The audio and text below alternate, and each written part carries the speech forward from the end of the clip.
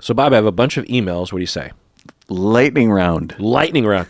Middle tier patron and YouTube member Eliza from Portland. She says, I've noticed lately that when I receive mail from a company or a phone call from an unknown number, I often have a physical dread reaction. You're nodding your head. What does that nod mean, Bob? I think this is pretty common. Yeah? Do you have that? No, I don't get dread when the phone rings, and I don't get dread when I get mail. But I have heard of this, and I think it's amplified since the pandemic. Why? Because we all isolated. Yeah. And so I think we're just scared of contact. Yeah. Yeah. Going on. I think when this happens, I think, uh-oh, am I in trouble? Which doesn't really make sense.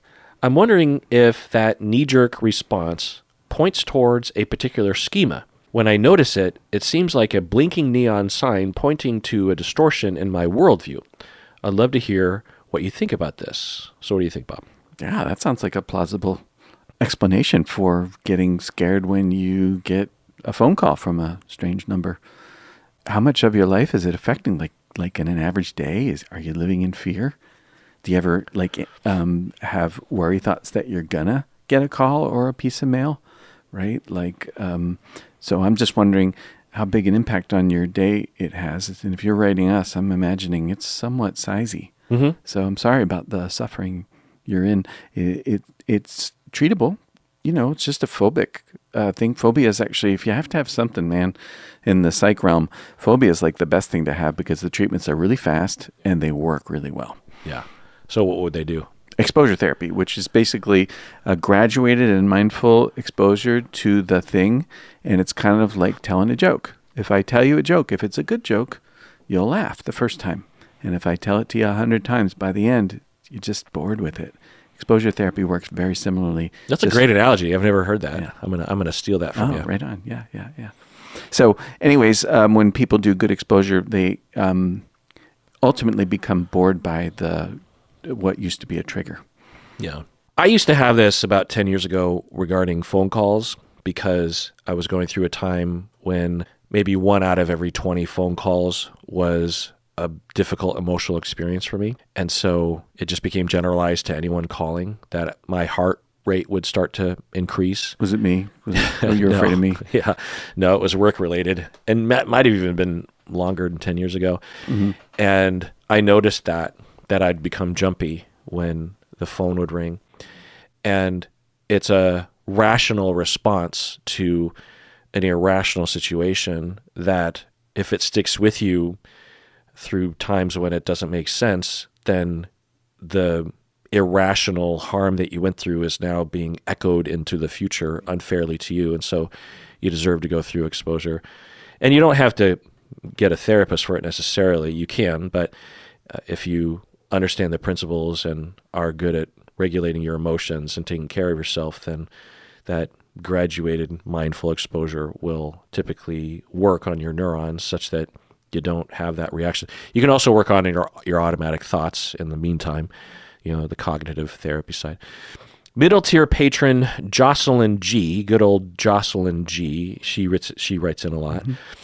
She writes in and says, "Hi, Kirk and Bob, you were both in a recent dream of mine. Oh. The dream was set in the future and in multiple universes. Ooh, this is neat. I must have lived millions of lives in this dream. The people in the dream, these sorts of dreams I'll have sometimes, and my wife, Stacy, will almost always say, how do you remember so many details about your dreams? Can you remember a lot of details about your dreams? No, unless I'm just waking up. I can remember lots of details of dreams sometimes. Oh, that's fantastic. But I don't think everyone has that. No. The people in the dream were me, the director, Kirk, and Bob. So just chiming in. I don't know what she means by the director, but it's capitalized. So maybe it's some sort of like God or something. I don't know. So Jocelyn G, the director, me, and you in the dream. Our objective in the dream was to find all timelines where I reached a certain safe house. By the way, this is sounding like Loki, second season. Oh, yeah. Did you watch it? I did. Yeah. Did you like it? I did. I liked the first season better, but yeah, second me too. season was good. Me too. I'm really digging Shogun, though, the miniseries. I have not started it yet. Oh, Is it all published now? No. I think the penultimate episode was released today. Oh. So our objective in the dream was to find all timelines where I reached a certain safe house. Reaching the safe house was very important. The safe house was procured. Why is that hard for me to say? Procured by the director. At great risk, she would deliver me to the safe house in each timeline where I agreed to go with her. Kirk and Bob were charged with hosting me in the safe house once I arrived. Each time, I spent weeks living with Kirk and Bob until it was time to leave. I wonder what we did to entertain ourselves during that time, to pass the time. Podcasting. Yeah. Sections of the house were in disarray. Bob would express how displeased he was with the state of its construction in particular. Oh my God, it sounds like me. He expressed frustration over how the wooden parts in elaborate closets were shoddy. And he would frequently walk me through his detailed plans for fixing each section. Oh, well, how boring.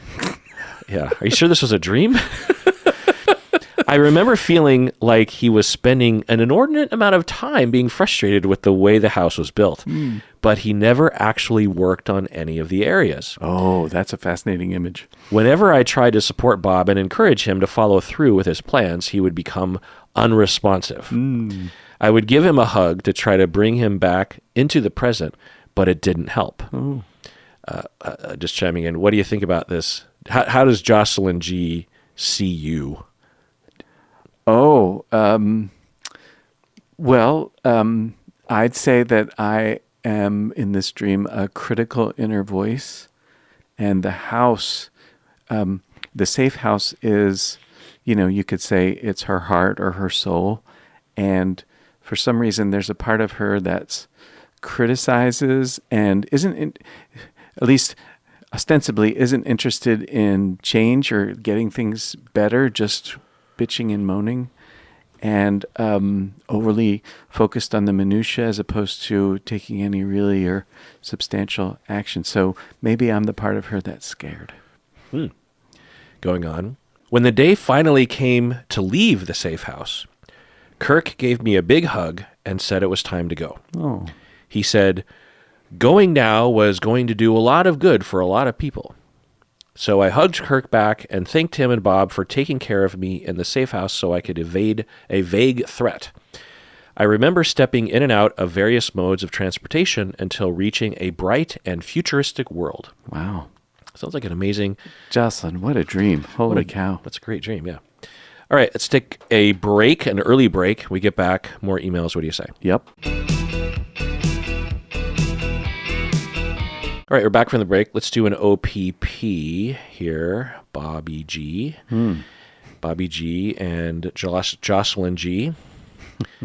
Let's scroll down on my document. Okay, so these people became patrons at the end of 2021, and they are all from God knows where. We have Evelina, Wendy, Hillary, Davina, Heather. We have Fulia, Danielle, Paula, Liana, Christy, Nina, Adina, Allison, AI or Al, I'm not sure which one that is, Jeanette, Aaron, Rachel, Vicky, Susan, Yvonne, Monica, Rhonda. Rhonda's a great name because it's just one letter added to my last name of Honda. Oh, that's right. And my sister had a best friend named Rhonda, and we thought it'd be funny if they got married because she'd be Rhonda Honda. Oh, yeah, it's terrible. Samantha, Yuval, Jean, Percy, Charles, Olivia, Pablo, Rebecca, Salzmed, AZ, Camilla, and Femke. Oh, good old Femke. I know you. Thank you for being a patron and staying a patron through thick and thin. There was this lovely woman I went to college with. She was really friendly. I really liked her. Her name was Greta, and I often thought she should marry me. She could be Greta Gettle. It'd be terrible. All right, this next email is from middle tier patron and YouTube member Mary from Arizona. They write in a lot with some good questions. Hi, Dr. Kirk and or Bob. As a child, I had a lot of behavioral issues at home, shouting, disobedience, lying, etc. So as a child, I had a lot of behavioral issues. I was shouting, I was disobedient, I would lie, etc. And my abusive and mentally ill mother brought me to family therapy multiple times to fix me, but she regularly fired the therapists. And I think she sought out ones that would show signs of countertransference with her. I would be abused after the session if I brought up anything that she felt made her look bad. And if I brought up anything that made me vulnerable, she would use it later to hurt me.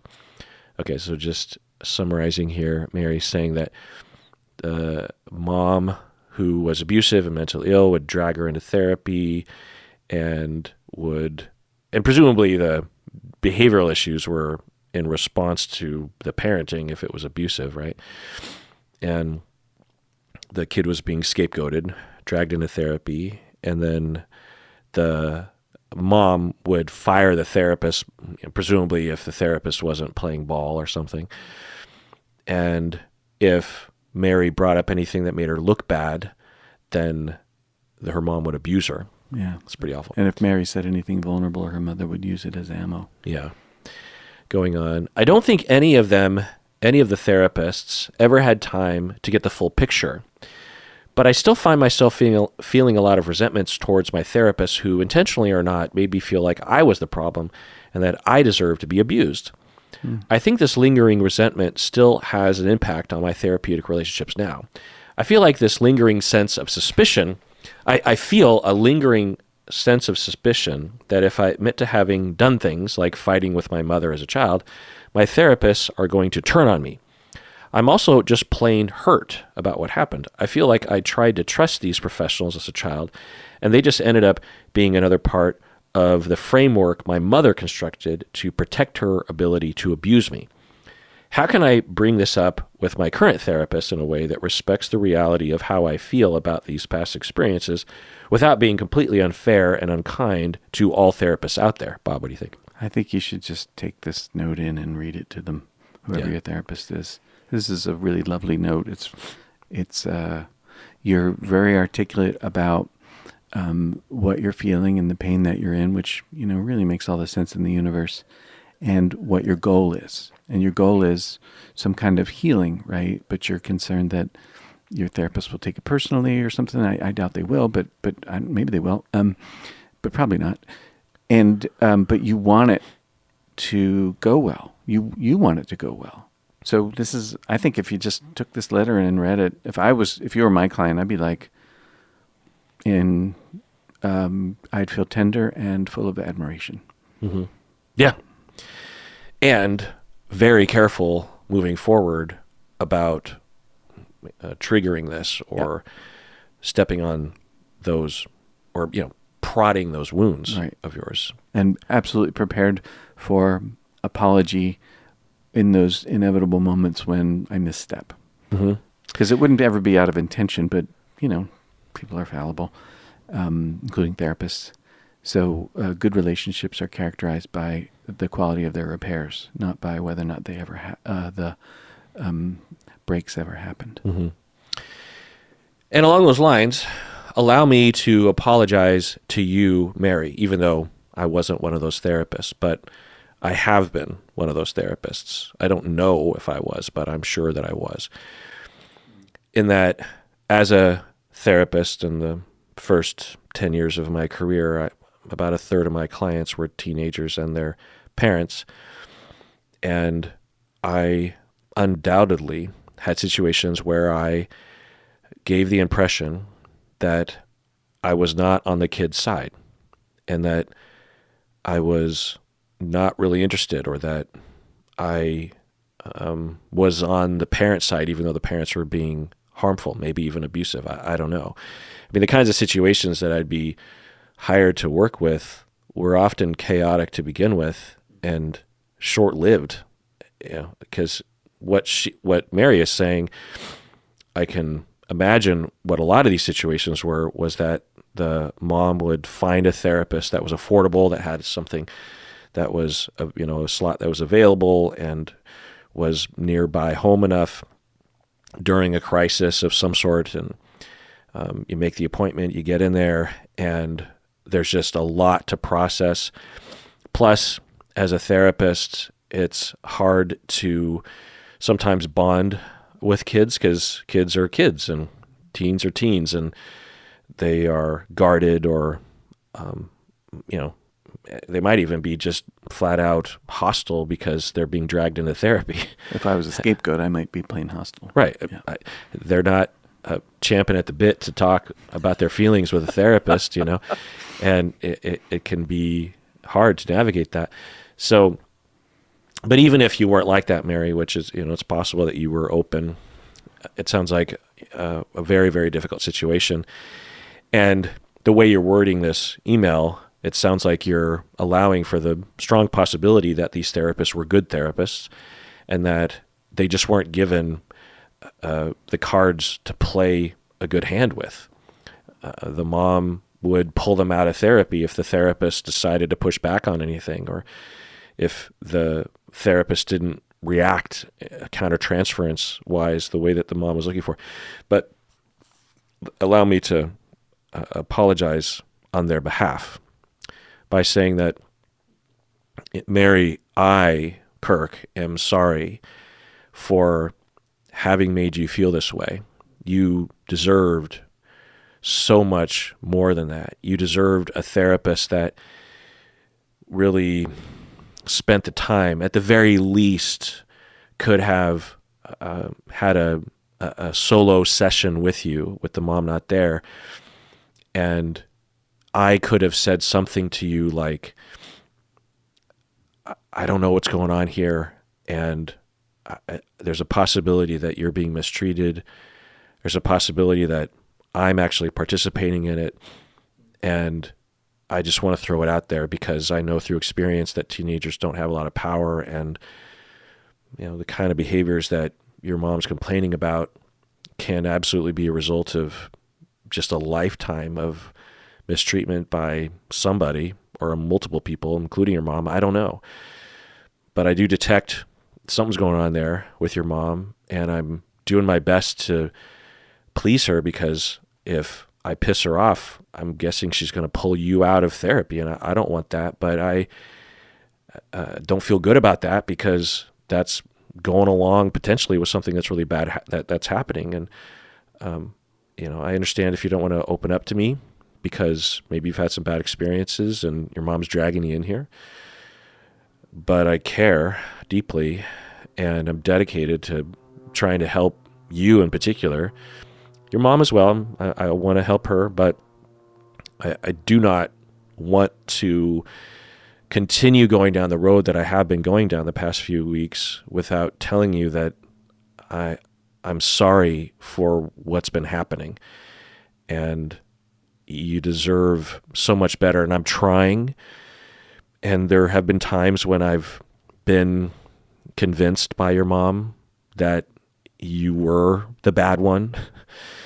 And as an adult, I guess it's easier for me to relate to adults. So that's on me, and that's terrible that I did that to you. And I gave you, a few sessions ago, I was giving the impression that I thought, I was giving you a vibe of judgment that you did that thing, you broke the rules in that way. And I was exasperated with you and frustrated. And I had a vibe of dismissiveness to you, which I feel terrible about. And you deserve better I'm just doing maybe a smaller version of what your mom does. That's not okay. And it's hard. But I'm an adult and I'm a professional, and I know better. And you're the one that's suffering. You're the one that doesn't have power. You're the one that's been through a lot of trauma, and you deserve my best. And I haven't given you that. And I just wanted you to know that, unless I don't get a chance to tell you that. So I'm sorry to you, Mary. So Mary, I say that to you from the heart because I've been there personally as a clinician. And it's hard. You have it's not an excuse, but you have 8 clients a day, and you are under the thumb of a boss that's telling you you have to produce more and finish your paperwork and pay your bills on a very limited income.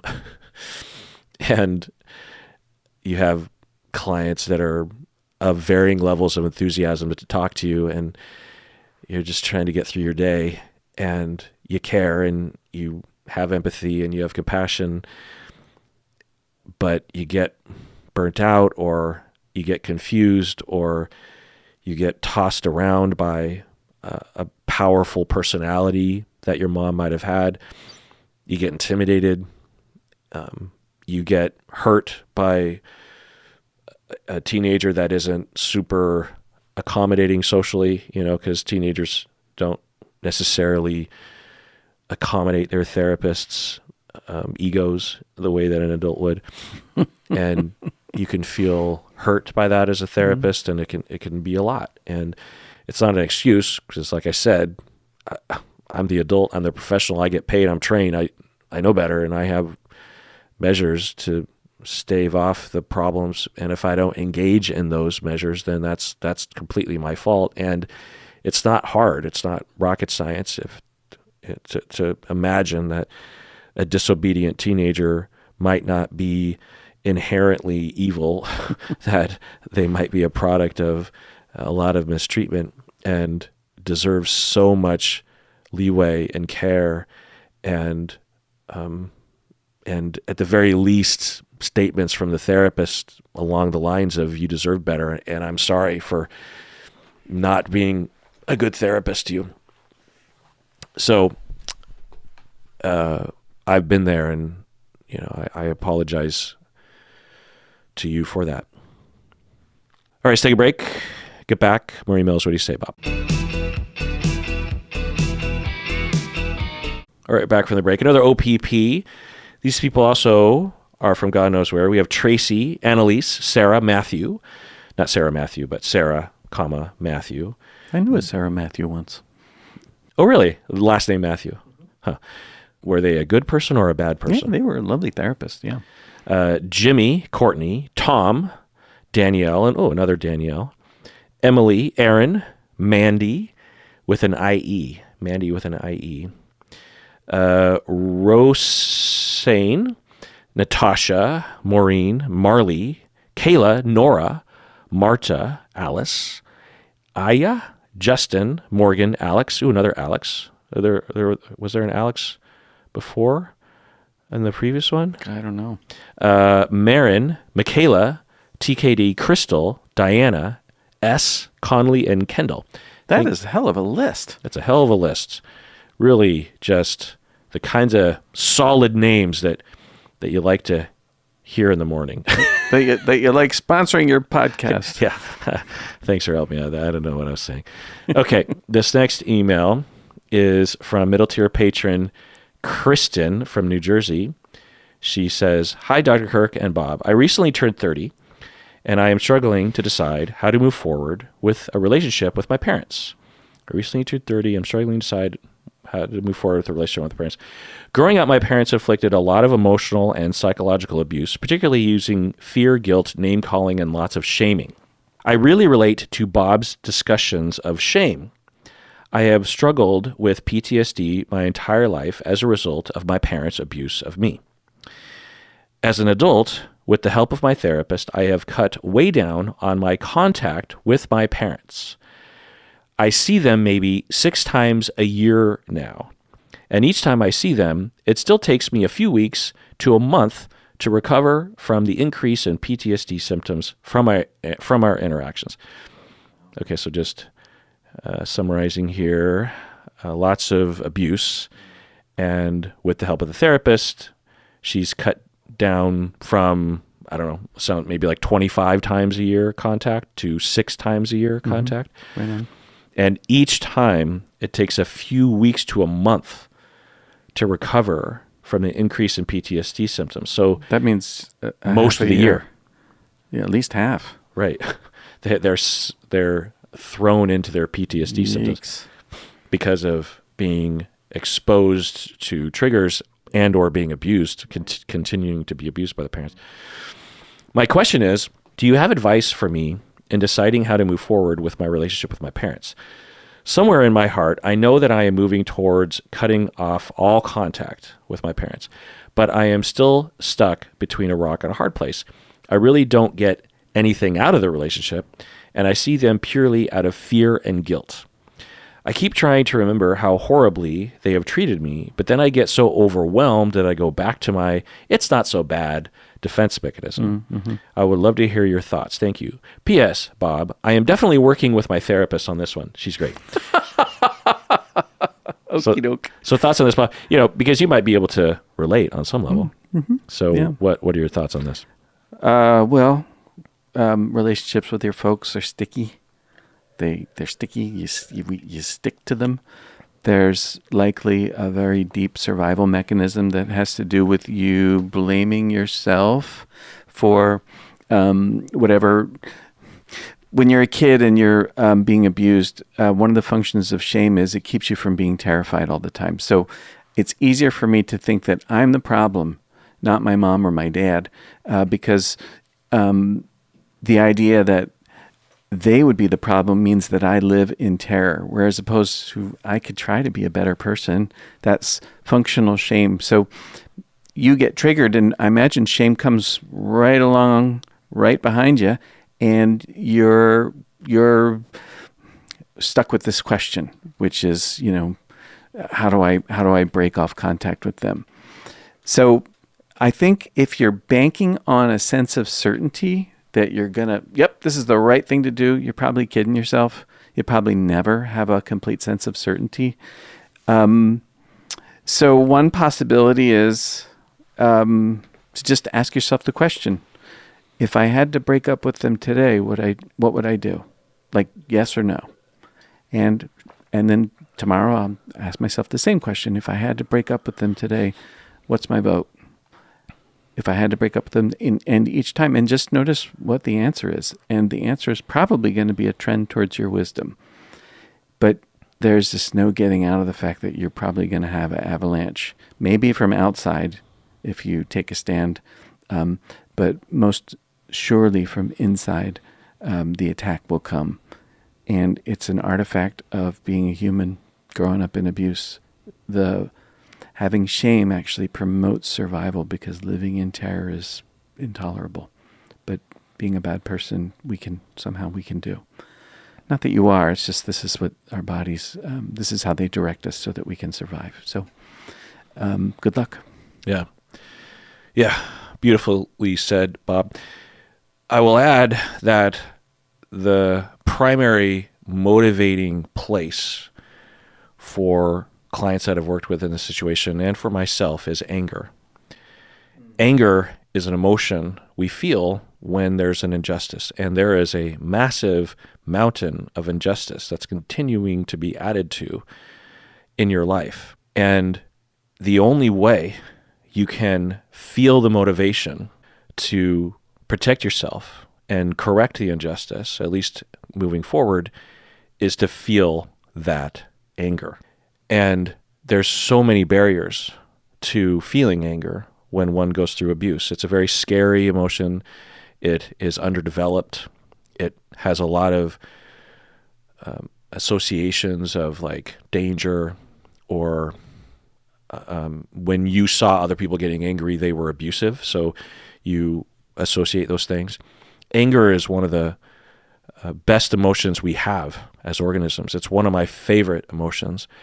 When I feel angry, I feel the power to act on my behalf or on other people's behalf. It's a wonderful feeling to have anger and to know where to point it. And if you can get there, then it will just naturally motivate you to protect yourself in whatever way that is going to look. You're saying that you think you're headed towards a place of no contact, but you don't really know. That's one possibility, but there are many possibilities. There's another future in which you do stay in contact to some extent, but through your connection with your rights and your anger, you push back in the moment. and say, I don't like that. And if you're ever going to see me again, you're going to knock that shit off. And I'd kindly ask you not to do that anymore. And they adjust. I've seen that happen. I've seen abusive parents adjust. I've seen them not adjust, but I've seen them adjust. Mm-hmm. And then you can get a win-win where you can retain some of the goodness and grow into the future and not be abused anymore. So anger support. Now you have PTSD, so the the initial stages of recovery is PTSD treatment and specialized trauma recovery. It would be hard to just move forward with this anger in that time, but that is the end goal. And I've done that with many clients, and it's hard. It'll take me, given what I'm hearing from you, it would not surprise me if it would take 5 years of every other session having half the session dedicated to this topic of anger. Because what happens when you don't even feel the anger, even though it must be happening? It's weird. How do you get in touch with that self, with that emotion? How do you let it out? How do you neurologically engage? It's not a conscious decision that we make. So it takes a long time, but without it, you're just intellectually trying to protect yourself, and that just isn't possible. You have to feel the anger. It's sort of like eating when you're not hungry, or I don't know, trying to sleep when you're not tired. It's really hard for us to do those things. It's really hard to advocate for yourself if you don't feel the anger. There's so many other reasons to avoid sticking up for yourself that if you don't have that internal power of your own anger, then no amount of intellectual decision-making around injustice is going to win, Another email here. Anonymous middle tier patron, she says, Dear Dr. Kirk and Bob, my therapist recently had to cut the frequency of my sessions due to circumstances outside of his control. When he told me this, I spent the remainder of the session intensely sobbing and hyperventilating. Okay, so just summarizing, the therapist said I have to cut back from every week to every other week or something, and that's due to something outside of his control. I'm trying to think what that would be, like his own health, or the agency is forcing him, or he's, I'm just trying to figure out what that'd be. Some kind of internal office policy bureaucracy, like an increase in caseload, possibly. Yeah. Or he's renting a room and the lease person is saying you can only have Mondays and Tuesdays now or something. And then when he told her this, she spent the remainder of the session intensely sobbing and hyperventilating. Mm-hmm. I also had a reemergent self-harm urge and a passive suicidal ideation for the first time in over a year. Mm-hmm. The intensity of my emotional response was surprising and concerning to my therapist. He has since gently told me that we need to focus more on me becoming a secure base for myself so that my well-being doesn't depend so intensely on the therapeutic relationship. Just checking in. Bob, you have a furrowed brow. I'm not sure. I mean, I'm not there, so what do I know? But I'm not sure that if I'm a therapist and I have to cut back on seeing my client the way we originally agreed, that I'm making my problem theirs and dictating what their treatment plan ought to be. That doesn't sit well with me just based on what's been written here. What do you think about the statement of that they need to focus on helping her to become a secure base for herself? Well, if they haven't been doing that from the start by indirect means, then what the heck have they been doing? Like, the idea of therapy is, one idea, if the way to think about therapy is you internalize a good object. So my therapist is like that part of me that coaches me, that believes in me, that supports me, that loves me, that cares about me, that is my guiding star. Now, the thing that's inside me is the guiding star. But the therapist is maybe the face that my body puts on it, because all people learn by modeling, and they learn that they're lovable by being loved. So therapy, as I understand it, personal therapy, personal counseling, as I understand it, is about developing an internalized good object so that I can have a secure base. That's the basis through which it's developed. So just saying, well, you have to do this, I think it's sort of either redundant or therapist guilt. Mm-hmm. What do you mean by therapist guilt? Maybe the therapist just feels really bad about, the circumstance and the impact it's having on the client, and they're in their panic are scrambling for what to do to help the person, and coming up with this as a sort of a treatment plan or whatever, so that they don't feel like such a jerk face. Right. Yeah, it has that look to me, but hard to tell. Yeah, we don't know. I mean, it's just we get that really narrow window. It's also impossible to become a secure base for yourself, by definition. Yeah, that's like telling a 2-year-old that they could become a secure. No, you can't. Yeah. Nobody can. Nobody can. Now, if he was saying something like, "Well, under the circumstances, given that I can't see you every week, and I'm going to have to see you other week or whatever, and it's going to create a lot of difficulty for you, suicidal ideation and self-harm, then we have to figure out some other solution here to help you so that you don't hurt yourself." Okay. Yeah. But to basically, at least the way that anonymous military patron is painting it, to blame the client, as you were saying, of like, there's something wrong with you that you can't cope with this. Right. Yeah, right. That nicely put. That really captures a lot right there. Going on. To accomplish this, he will shift his approach to be less of a caretaker moving forward. He also mentioned that therapy is not meant to last forever. He has reassured me that he is not terminating with me right now, which is difficult for me to believe. You're shaking your head. I find this ghastly. Right. Yeah, of course therapy is not supposed to be forever, but the only reason people say that is because they get nervous about how long it takes. Come on, therapists. Just take a breath and relax. Therapy takes a long time. So don't say this to your client. And, who are we to decide what value others get in a thing? I say to my clients regularly, I love you. You're welcome to come here as long as you find it helpful. So, I think that this is a mistake, and it's, again, perhaps out of guilt. Mm-hmm. A little horrified, aren't I? Going on. Ever since this happened, I have felt incredibly betrayed and abandoned, even though the mature part of me knows that my therapist is doing this out of care and concern for my well-being. Maybe. I've talked about all of this with my therapist, and he responded well. However, I feel like the more I reveal about my interdependency, the more my therapist is going to distance himself from me, which terrifies me. Yeah. I am curious about whether you have any thoughts on how to regulate trust while refocusing on my ability to self-regulate. This therapeutic relationship has been life-changing for me in a lot of fundamental ways, and I want to preserve it as best as I can while trusting my therapist's professional opinion that our dynamic needs to shift. So she's asking for, how do I regain trust in the relationship while refocusing on my ability to self-regulate? What would you say to that? I'd say that they don't necessarily have task alliance anymore.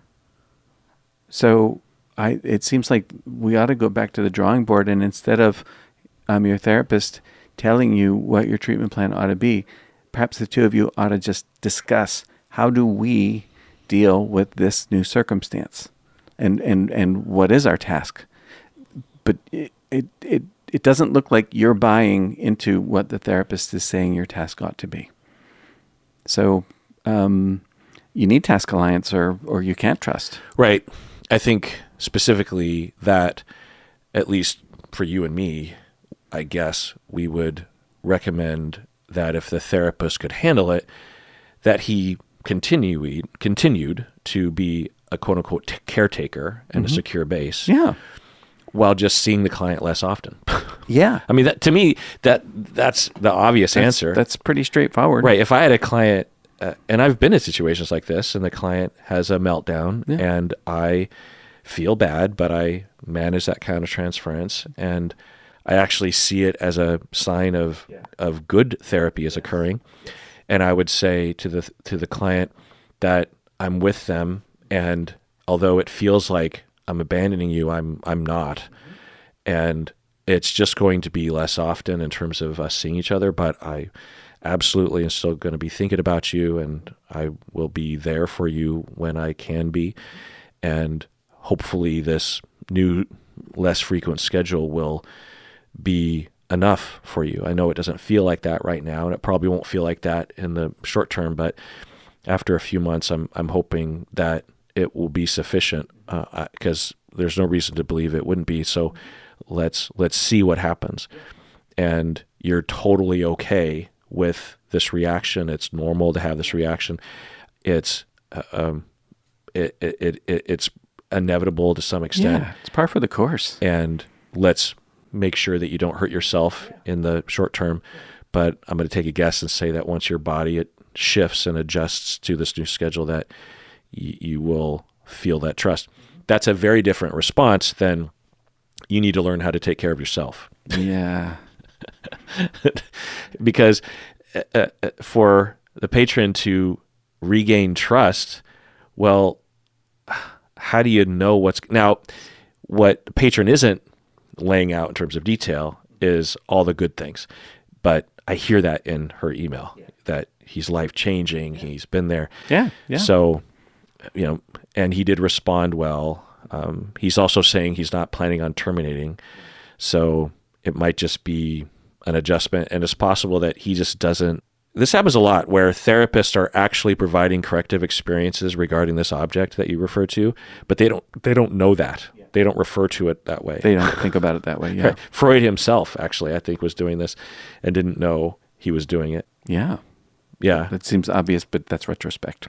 Because he would, over time, have a number of different theories, but, one of his main theories was that he was an archaeologist digging around in one's unconscious, unearthing things, making the unconscious conscious, and through that, mental health would be facilitated.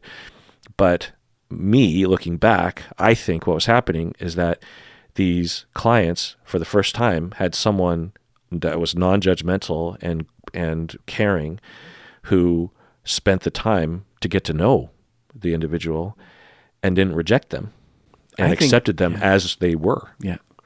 I think if a person had the good luck of meeting Freud and being one of his clients or patients or whatever he calls it, that would be quite a thing. Yeah. He ain't perfect. I'm not saying he's perfect. But from all accounts, he was a very caring, empathic person, but didn't value that because of the patriarchy.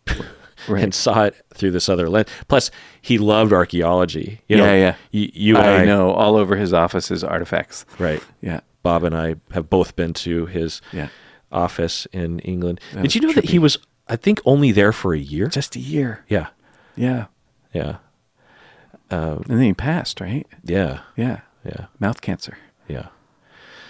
Let's take a break. Get back. Another email. What do you say? Right? All right, let's do the third OPP. This is a continuation of the God Knows Where people from 2021 patrons. And it's really great. They've been patrons for 3 years, almost 3 years. We have Sarah, Deanna, Rocky, Mia, Melissa, Haley, Monica, Alexander, Anna, Melissa, another Melissa. There's 2 Melissas there. Paul, Esther. That's a great name, Esther. Kind of fun to say, Esther. I like that name too. Stacy's an esthetician. Marielle, Lara or Laura, Samantha, S, Isha, Julia, Cheryl, Cindy, Fourth, Vaughn, Jan, Gabby, Sarah, Brooke, and Therese. Thank you so much for becoming a patron, number 1, and number 2, staying a patron this whole time. Yeah. This next email, anonymous patron says, "Hi, Kirk and Bob. Long-time listener, first-time questioner. Oh. In my adult life, I've had only one therapist. I've seen her since my early 20s, and I'm now in my late 30s. Mm-hmm. I've known she is an older person, but never knew her exact age. So let's see. I've only had one therapist. I've seen her, it sounds like 15 years. Or more. A little bit more, maybe. Yeah. And I've known that she was an older person, but I never knew how old she was. Recently, she mentioned that she was soon going to celebrate her 80th birthday. Woof. I was excited to hear this because I finally knew how old she was. And now I'm wondering, what are her plans for retirement? What happens if she suddenly passes away? Is there a backup clinician until I find a new one? What should I look for in a new therapist? I feel like we've finally arrived at the core of my therapy. What will happen to all my progress, particularly since it's difficult to find a good therapist? Should I start looking for a new therapist now, just in case? I'm feeling a bit lost. Bob, what do you think? Well, you know me. I would say the same thing I always say, which is you ought to talk about this with her. And wow, somewhere between 15 and 18 years, that's lovely. Good for you. And clearly you're with somebody who's very dedicated and committed to her learning her craft and doing a good job. And apparently, we don't know the therapist situation, but I'm imagining if she's 80, she's doing this because she loves it, not because she necessarily has to, like the way you maybe do when you're in your 30s and you're starting out. But but you should talk about it. You should talk about all these things. That these are legitimate questions, and it's not like she's not thinking about them. I'm sure she is. I know therapists who practiced well into their 80s, but have you known anyone that was in their late 80s or 90s as a therapist? Irv? How old's Irv? Yalom? Yeah. He still has clients. Does he still have clients? I don't know. Last time I heard about him, you told me because you talked to him and he was seeing clients, I think. I know he was seeing supervisees. Supervisees. Okay. But maybe he was also seeing clients. He's 92. 92? And he's pretty sharp. Mm-hmm. So, yeah, I think that, if not fully sharp, honestly, when I interviewed him a few years ago, it didn't seem like anything was lost. Uh-huh. So, yeah, I mean, it's possible, patron, that your therapist will be with you another 15 years. Yeah, could be. It's not impossible.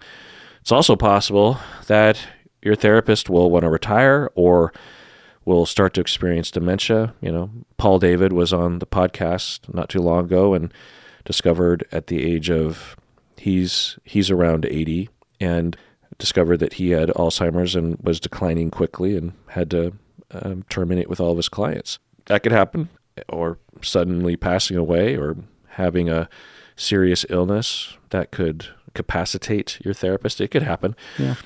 So in terms of your questions, though, unless your therapist can tell you something about the likelihood of anything happening along these lines, you know, like if I were in your shoes, patron, this is what I would ask my therapist. I'd say, you know, not to be weird or invasive, and you certainly don't have to answer these questions, but after hearing that you're 80, I don't want to be ageist, but I'm wondering about your plans for retirement or how your health is doing, because I selfishly very much like you and don't want you to not be my therapist every week. Mm-hmm. And, you know, I obviously care about you as well as a human being, but I'm just wondering what the future holds for me. And do you have any plans, or what's the outlook, or what's going on? You know, your therapist might say, well, actually, come to think of it, I mean, I was thinking about retirement maybe in the next 5 years. I don't know. Certainly not anytime soon. I'll certainly tell you with a lot of advance notice. Or they'll say, nope, no plans to retire. I haven't even really thought about it. I don't have any need to do that. I have a small private practice, and that's my plan, is to continue doing it until I can't do it anymore. And I'm healthy now, and my parents lived to be 101, so, and I've lived a healthy life, and I'm 80. I finally figured out how to do it. Yeah. So I don't see any thing happening there. I would imagine at least another 10 years in me. So nice. I wouldn't worry about that. Now, that doesn't mean that the therapist can't have a sudden event of some sort. And it's realistic to think about that. You know, in my circle, like, I think about life expectancy to be, I don't know, maybe like 90 or something, but the average is 74 or something, like 72 in the United States, something like that. So it's 72 for men, right? And 76 for women. It's also different for ethnicities, but oh, right. But it's a thing to live into your 80s, you know, especially with all your cognitive abilities and energy abilities in terms of having the energy to work. So it is realistic to think about these questions. Now, in terms of these other questions, patron, about should you start preparing, well, unless your therapist said that she was imminently going to close the practice or have some compromise, there wouldn't be any point in preparing, because even if you got a few names of therapists that were good, you wouldn't know by the time you needed them if they would be available or anything. So what I would do is I would just ask your therapist to please inform you, if they weren't planning to already, if there were to be any sort of event like this occurring, because there wouldn't, I don't think, be much sense in reaching out now to therapists to set something up on the off chance, because it could be at the very least a couple of years, if not 10 years. So there's that. But I would start preparing emotionally, because this is something that I'm kind of passionate about, that being in denial of our demise and our decline only causes problems. We shouldn't be focused on it and bogged down by it, but being realistic about life from an early age, I think, is helpful. That's what I have found. Since I was a teenager, for some unknown reason, I hadn't really experienced any kind of loss until I was a lot older than a teenager. So usually, you know, when someone's thinking about death and the impermanence of life, it's because something happened when they were young, but it didn't happen to me. But I just somehow started really thinking about it, and I periodically will check in with that. I have 2 bowls over there on the other side of my office, and I figured out my life expectancy, which I think is about 78 for Asian Americans, and Asian American men, I think. And so I was 53. I'm 53. So I got 50 times 12, which is, I think, 600 rocks, little polished rocks. They look like jelly beans. And every first day of every month, I take out 1 rock from the pile and put it into this other bowl that symbolizes the passage of time. And I do this because it's gratifying to me to recognize reality, and it realigns my priorities and helps me, I think, to prepare. I don't want to have to prepare. I wish I didn't have to, but I don't want to be blindsided by the milestones that are quickly being passed and are approaching. I don't like that feeling of being unprepared emotionally. So I think it's important for all of us to have that realism, and it won't take away the pain, patron, when your therapist does decide to retire, or the universe takes your therapist away from you. It will be very, very painful. It is going to hurt. It is going to be a lot of sadness, and there's going to be confusion. That's the other side of the coin of attachment. You can't have one without the other. It's a good thing that we become so attached to people. What a wonderful gift this therapist and the universe have given you to have such a wonderful relationship that lasted so long. That was probably very much needed, right? Yeah. This could be the biggest loss you ever experience in your entire life. Yeah, it could be. It's going to hurt, and you don't want to be bogged down by that right now and be demoralized or paralyzed. But recognizing that, I think, is actually what's happening for you. You know, this franticness of the questions is a way to solve that problem. There's no way to solve it. Yeah. It's going to fucking happen. Something's going to happen, yeah. And if you acknowledge it, and to some extent, it sounds weird, but for all of you out there, you included, Bob, you have a wonderful therapist right now. Yeah. At some point, that's going to end. Yes. In all likelihood. Yeah. One way or the other. Right. I guess the only way for it not to is if you die suddenly. And so you don't have to experience it. It'll still end. I just don't have the experience of it. Yeah. Right. But in all likelihood, 99% of the time, he'll retire or you'll terminate or something.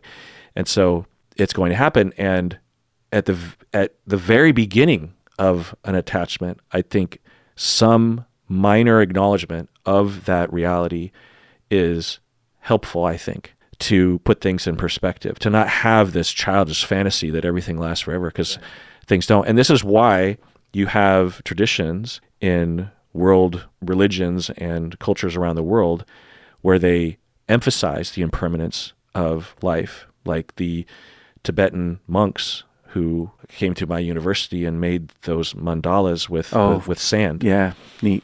They would spend, I don't know, a week making this thing meticulously, and then there was a ceremony and they just wipe it clean. Yeah. And it's this continual reminder. Yeah. Why do we need that? Even the monks need to have that reminder because it's tempting to believe in the fantasy of permanence, which is not helpful, because when the universe shows us of the impermanence, it's 10 times worse when we have a fantasy that will never happen. That's my belief, and I'm pretty sure that's the belief of a lot of traditions around the world. If you force yourself to feel the grief of reality as it comes, then you're not, thrown off a cliff into grief and confusion when things do come to an end. I'm not making anything up new here, but I am saying that, patron, because I think that's what you're actually experiencing, what you're given an opportunity to wrestle with. And in our culture, Western culture, American mainstream culture, we don't acknowledge this. No, we do not. We don't have practices of making something and purposely discarding it to remind us of the impermanence of life. But so many people around me, close to me, people very close to me, whenever I talk about this, they change the subject. Oh, yeah. Scary. Or they frame it in a way that denies what I'm actually saying. Yeah. People are afraid to face. Yeah, it's intolerable because we don't have guidance or a culture around that, and I find it to be liberating. It sucks. I wish it weren't true. I'm not inviting impermanence. I'm not inviting death or loss or grief. But when I acknowledge it, I feel that pain. But through it, for myself anyway, there's a serenity that can be somewhat attained rather than a state of terror that I'm denying. That's a different feeling, a feeling of disappointed serenity, mm-hmm. and somewhat bracing for the pain, but acknowledging that there's nothing you can really brace for. You just have to take it. It's not an all positive feeling, but I'd rather have that than a sense of unprocessed terror that I'm constantly tamping down with fantasy. So with you, patron, it's going to come to an end, and it could be soon, it could be later, but it's going to come to an end. And that process is a wonderful thing to talk about in therapy, right? I hope so. I'm just imagining the humanity of two people, one of them's in their late 30s and one of them's 80, having a frank discussion about the valuing of their relationship and a recognition of some way or another, it's impermanent. Like that's two turkeys in the same turkey soup. That's us. Two turkeys in the same turkey soup? No, we all turkeys in the same turkey soup. Oh. We're not separate. We are all in it, and it is all impermanent, and yeah, everything that's in you is in me. Next email, lower tier patron, Alicia from Tacoma. She says, "Hi, Kirk Bob. I was hoping you both could provide perspective on a topic that I am currently struggling with in one of my classes. We've been asked to watch movies and make diagnoses for the characters." So it sounds like a psychology program. Yeah. Very common thing, right? One of the movies is called All Too Human, which, by the way, is a horrible movie. What is this movie? All Too Human movie. All Too Human movie. is a 2018 movie starring people I don't recognize. Name the names. Well, let's see. There's Katina Adana Diaz and Teresa Ann and Jeffrey Arrington. Does it have a synopsis of the story? Yeah. It is, after struggling with years of severe depression, Mark has decided that today is the day to end his misery. There seems to be no moral or spiritual philosophy that can bring about Mark's salvation and convince him that suicide is not the most pragmatic choice to make. Sounds like a religious movie, honestly. It's bringing me down, man. This sounds awful. And the main character portrays the perspective of someone who is suicidal. The character was also struggling with existentialism and found himself to be an atheist. While the movie was dreadful to watch, I do understand much of what the character was thinking and feeling, due to my own previous struggles with suicidality. If someone is determined to commit suicide, and they truly do not want to be here due to the years of immense pain and accumulated traumas, why are we so insistent on keeping them alive, particularly when they can't find their own meaning or reason to be here? I've struggled with suicide in the past myself, and while I know I will never follow through because of my son and the effect it would have on him, I would be lying if I said I didn't understand what that person felt, and I find myself having immense empathy for him. It made me wonder why we insist that people stay alive if their pain is so intense. I'm not a proponent of suicide and would never encourage someone to kill themselves, but I would love some perspective on this and hopefully some reassurance that I'm not alone in this way of thinking. Bob, what do you think? Yeah. Well, my first thought is the reason we have such rules around it is because because we have a fairly universal fear of death. So we have a lot of rules. And I think it's just easier to have a rule to preserve life than it is to sort of try to make a case, that there are, those of us where suicide is a valid, response to things. Like if you try to do that, you're going to encourage death. So it's just easier to say, we do not do that. We don't walk down that path. Philosophically, I agree with most of what you're saying here. I think people have a right to determine, how they live and if they want to, how they die. And it isn't really anybody's business.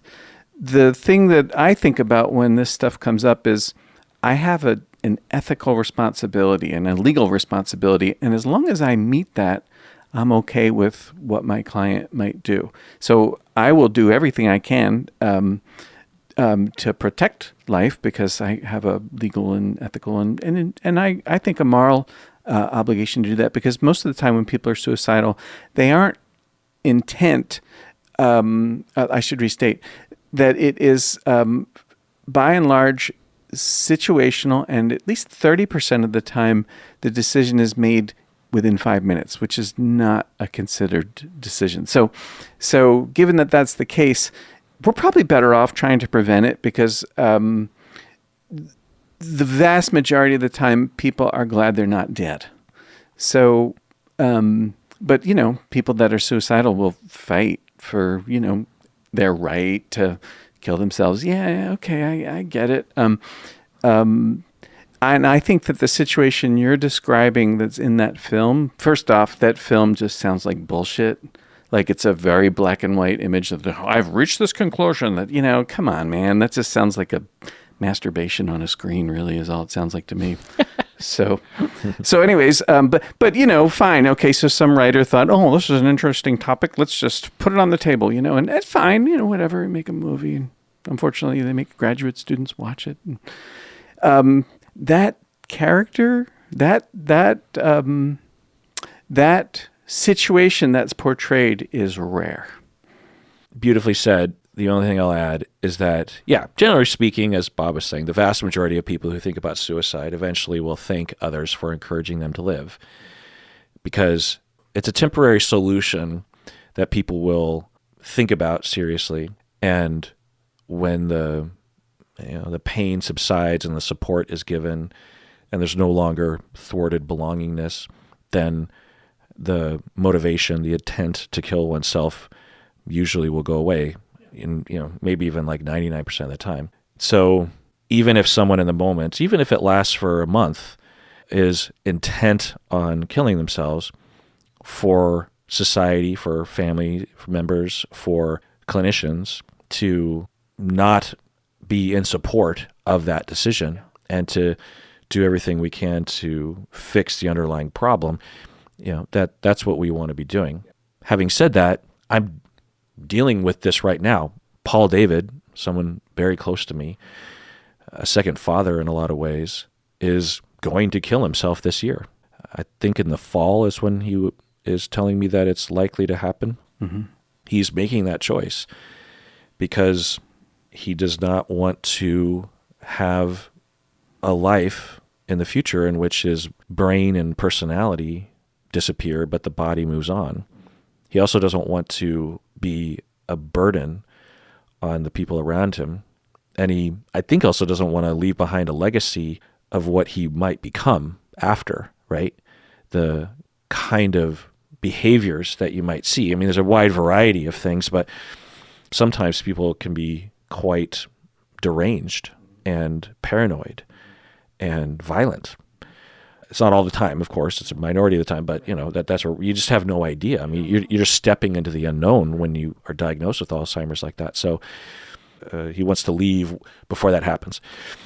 And are we supposed to, as a society, tell him that he shouldn't do that? There are people that will do that. And I think that we have, in the past, this alignment between religious notions of you can't play God with life, including your own, right? And it's a sin. And I think in Catholicism, it's like one of the worst sins is to kill yourself. That's a mortal sin, right? Not the venial. What does that mean? Venial sin, you say a couple of Hail Marys and you're good with God. Mortal sin, you go to hell.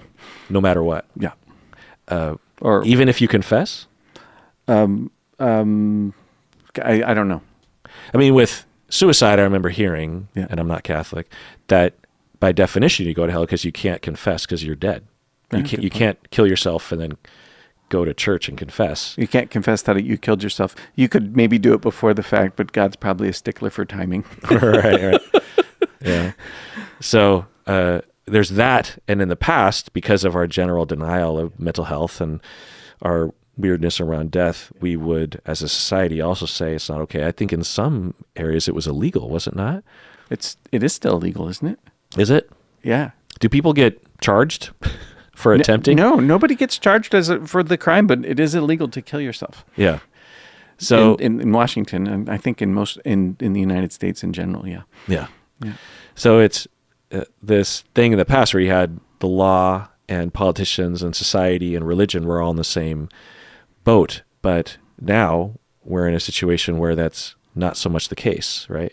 Where we're saying, well, sometimes it's actually morally okay, maybe even superior morally. Mm-hmm. So there's that. And then that opens the door to, well, what about depression, right? And Canada and the United States are going to have to wrestle with these questions because they are opening the door to death with dignity, medically assisted, legally sanctioned suicide for things like Alzheimer's or terminal brain cancer or something. And it's a natural question of just like, well, what about things like treatment-resistant depression? Someone goes through 25 years of all the medications and all the psychotherapy and all the ECT and all the behavioral and all the diet and all the everything, the lifestyle. And every day is utter pain and suffering, and they don't want to do it anymore. How is that any different from someone that is suffering from ongoing debilitating pain or from the looming future of Alzheimer's or something? It starts to open those doors. And so we have to ask those questions of ourselves. And they're difficult questions. The thing is, though, that this question has been mulled over, patron Alicia from Tacoma, in our field for decades. And it goes back to some extent to a major figure in this field called Nico Spiegers, or Spiers. I don't know how to pronounce his name. Spiegers. He was a prominent suicidologist and a suicide prevention advocate. So he was a very important person in the field of suicide prevention. And in 1980, he published a book about a topic that would later be termed rational suicide. And it's complicated, and I go into more detail in my suicide deep dive. But basically, rational suicide is when someone is experiencing unbearable pain with no relief that is expected to occur in the future. And after a long period of various solutions not working, the person makes a conscious decision to end their life. And Nico Spiegers or Spears or something. I looked up how to pronounce that name in the past. I feel like I want to do it now because Spiegers just sounds so funny to me right now. Pronunciation. I have to look. Pronunciate. Spigers. That sounds better. So Nico Spigers was supporting, even though he was an expert in suicide prevention, he was writing about, hey, well, sometimes it's actually maybe ethical and morally important for us to consider allowing, at the very least, if not supporting, an individual's decision for rational suicide. It's thoughtful. It's been, all other avenues have been explored. It's unbearable, and there's just no likelihood of it reducing in the future, the pain. And then in 1981, a year later, he and his wife actually killed themselves together. Oh, wow. Why? At the same time, he had a terminal illness and was in tremendous pain. Uh-huh. And she? And his wife was suffering from an ongoing difficult disability and also just didn't want to live without him. So they killed themselves. And, you say this to a crowd of people like on Oprah or something, and you're going to get a lot of gasps. Sure, yeah. But what Alicia is saying is, I think, in essence, what about free will? Are we not a free country? Why are we so dogmatic and draconian and just black and white? It's just because it's simpler. And what's the harm, right? Because if someone decides, now what people will say, which is valid, is like, hey, what about the kids? What about the people around you? Totally valid. Yeah. But they're not the one going through the suffering, Yeah. And there can be a viable situation, for me anyway, and I've never been faced clinically with this kind of call, like writing some letter of support or something, so this is all made at a distance for me. Sure. But I can imagine a situation in which I was working with a parent who had kids, maybe even young kids, who had exhausted all avenues over the past 30 years and really put their heart and soul into trying to find a solution and was suffering endlessly, just constantly all day long, and was just absolutely miserable. And there was no likelihood of relief in the future. Mm-hmm. And over time, as a client, if they are consistent in this wish and they're going to do everything in their power to help their kids and prepare whatever, I could see myself internally, at the very least, not being aghast. I couldn't know, of course, because I'm not in their shoes. Yeah, right. But I wouldn't even subtly judge them or push back, or there's ways that therapists can say, well, I'm just curious if you've really thought about all the options, or the kind of questions we ask. Oh, sure, assessment questions. Yeah, like, well, what do you think the impact on your kids will be? That kind of stuff. It's not saying it, but it's kind of saying it, right? Mm-hmm. I could see myself avoiding stuff like that. Mm-hmm. It's not that I wouldn't ask those questions, but in the end, right? Yeah, in the end, you could understand and respect somebody's choice. Yeah. And I'm not a fan of government and society, and particularly religion, dictating what us humans should think and do. I think that we should have the right to make our own decisions about especially things like this. It's complicated. Well, it's simpler if you just have a rule. Right. So we thrive on that. That's easier for us to not have to think about a thing. Hey, do you remember Eva? We went to grad school with her. Yeah. You remember her? Do you still know her? No, but I wish I did, because I miss her. She was really cool. Yeah, we were friends because we worked at the agency together in Federal Way. At Federal Way? Yeah. Oh, I think I should have known that. Anyways, And for those who don't know, she was kind of like Rebecca in my life in a lot of ways. Oh. Yeah. Hey, right on. Yeah.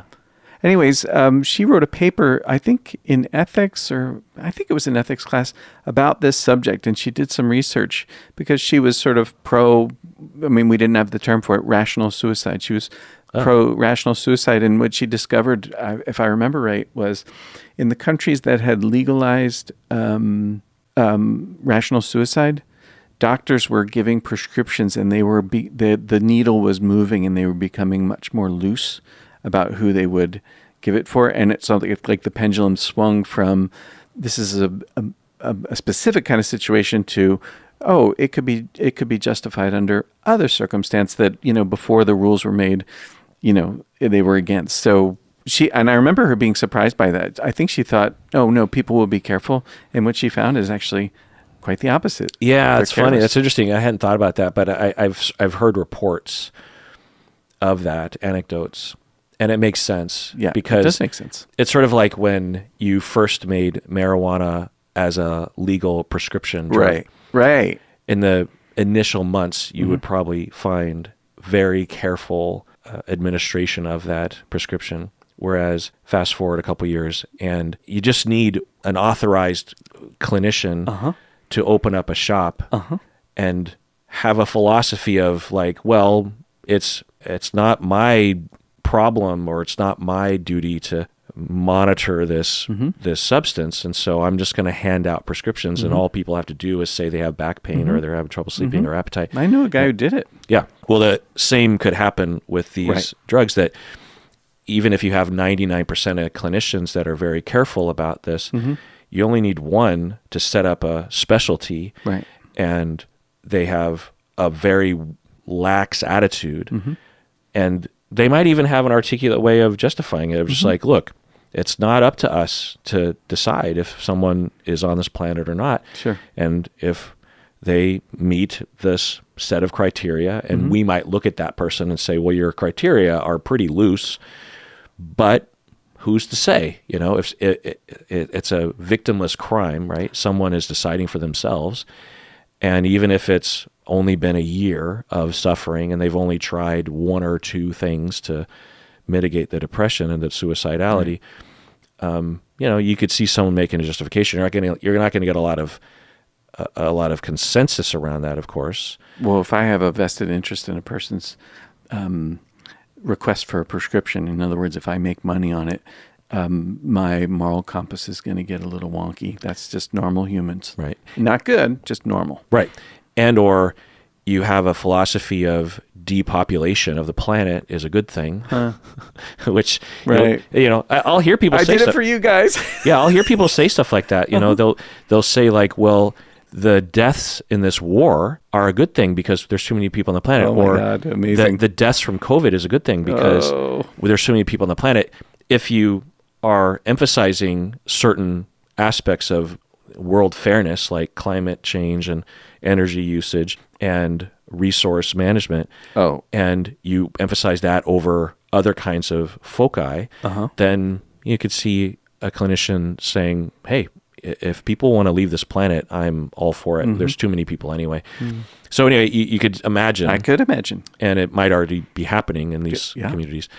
I will say that Paul, who is going through the process of getting authorization to kill himself in Europe and Switzerland, it is not easy. I mean, if anything, they make it so hard that I'm guessing a lot of people either just give up out of frustration, or their Alzheimer's kicks in before they can finish the process, or they die before they can finish the process. Right. And so anecdotally, at least, I'm hearing the opposite, really, which is that I think it's too many hoops that you have to jump through. I mean, Alzheimer's, pretty understandable course. There is no cure. There is no reversing the process once it begins. In our current technology, it's a done deal.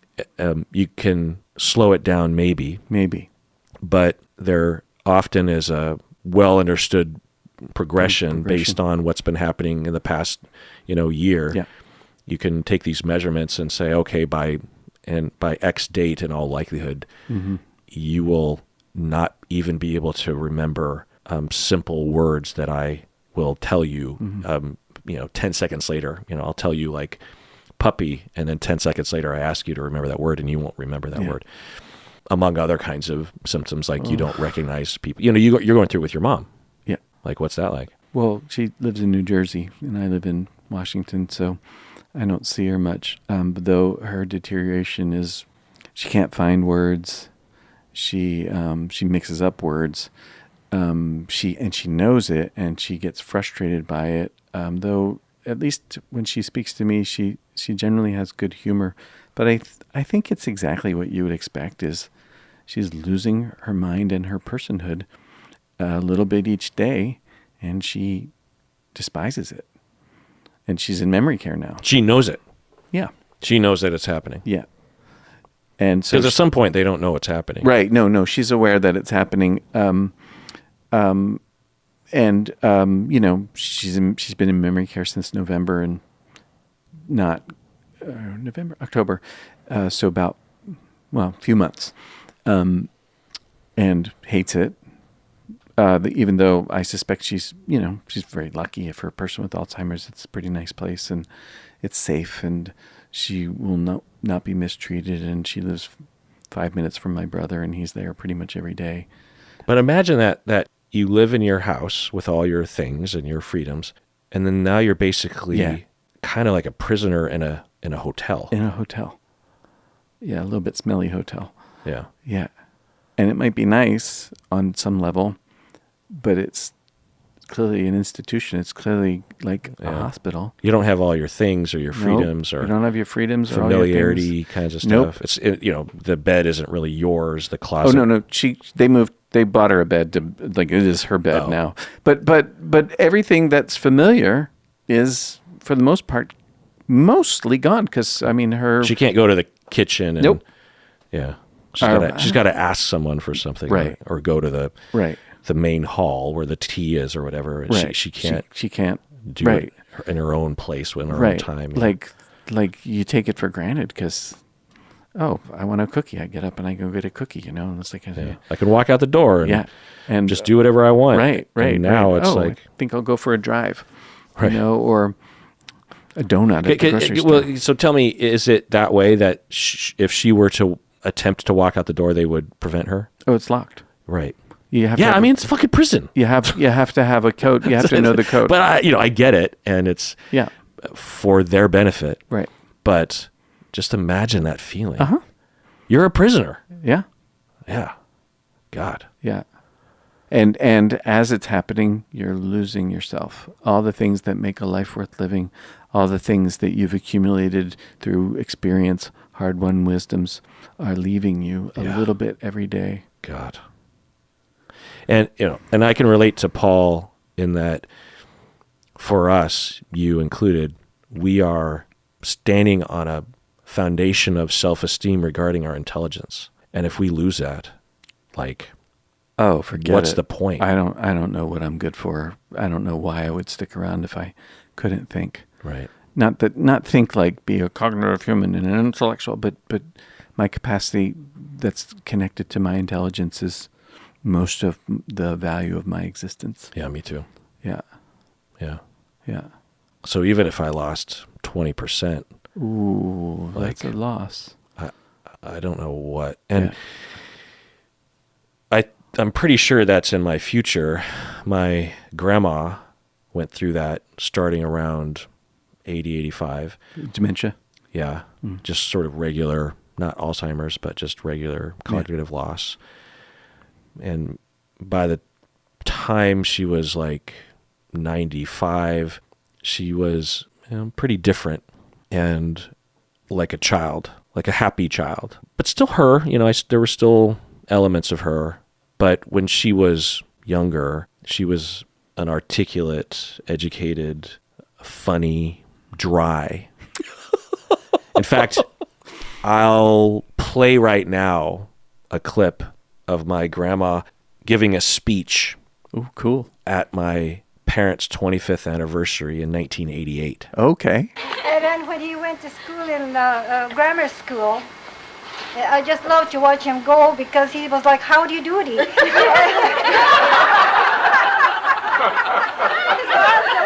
everywhere. And so then, when he became high school student, my husband George said, "I'm amazed." He said, "I didn't think you would ever make it." But he became a fine athlete, and now. Okay, so we're back, and yeah, it's a complicated topic, and thanks for bringing it up, Alicia. It's something that I think about myself. In conclusion, I'll say that, like I said, I'm never in the situation where I have to make that clinical call. Yeah. And I don't know what I would do. You know, I could see myself Right. internally thinking, I think this person deserves support, but what if? Right. You know, what if recovery is just around the corner? Oh, I can imagine if you don't have at least an awareness of where the break is, if you're not even tapping it as you go, you're probably there. I can't imagine not having those kind of thoughts. Right. And the consequences are so big. Yeah. You can't come back from Right. that decision. Right. If I authorize this or support this, Yeah. there's always that scene in the movie when the governor has a stay of execution and calls the guy, and then the guy in the prison is writing down and is running to the execution Right. room, and he gets there too late. Too late. What if that happens? Right. Right. I just shouldn't stay out of that. That's just It's tough. I'll just do couple therapy then. Yeah, that's fine with me. That's good. That's good enough. Well, that does it for that episode of Psychology in Seattle. Everyone out there, please take care of yourself because You deserve it.